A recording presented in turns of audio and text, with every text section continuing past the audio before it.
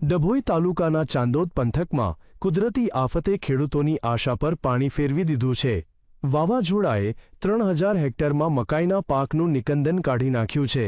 તૈયાર પાક જમીનદોસ્ત થતાં ખેડૂતોની મહેનત પાણીમાં ગઈ છે। ખેડૂત હવે સરકાર સામે સહાય માટે પોકાર કરી રહ્યો છે। ડભોઈ તાલુકાના ચાંદોદ પંથકમાં ફૂંકાયેલા તેજ ગતિના પવન અને વાવાઝોડાએ ખેતી પાકોને ભારે નુકસાન પહોંચાડ્યું છે।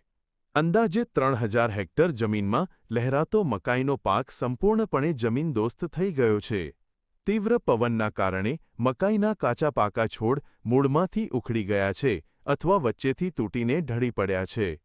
નવા જૂના માંડવા, નંદેરિયા, ભીમપુરા અને શણોર ફુલવાડી સહિતના ગ્રામ્ય વિસ્તારોમાં ખેડૂતોની હાલત કફોડી બની છે। એક તરફ મકાઈના પોષણક્ષમ ભાવનો અભાવ છે અને બીજી તરફ કુદરતી આફતે જગતના તાત પર બેવડો માર પાડ્યો છે।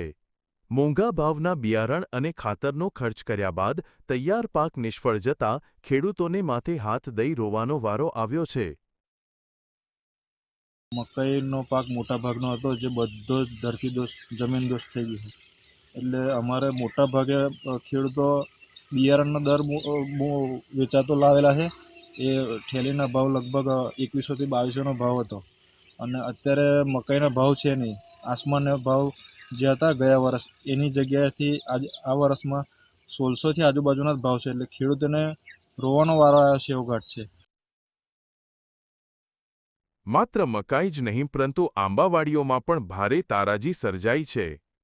વાવંટોળને કારણે આંબા પર લાગેલી તૈયાર કેરીઓ મોટા પ્રમાણમાં જમીનદોસ્ત થઈ ગઈ છે। વર્ષભર કાળજીપૂર્વક માવજત કરી તૈયાર કરેલી કેરીઓ ખરી પડતા આંબાવાડી ધરાવતા ખેડૂતોમાં ભારે નિરાશા વ્યાપી ગઈ છે।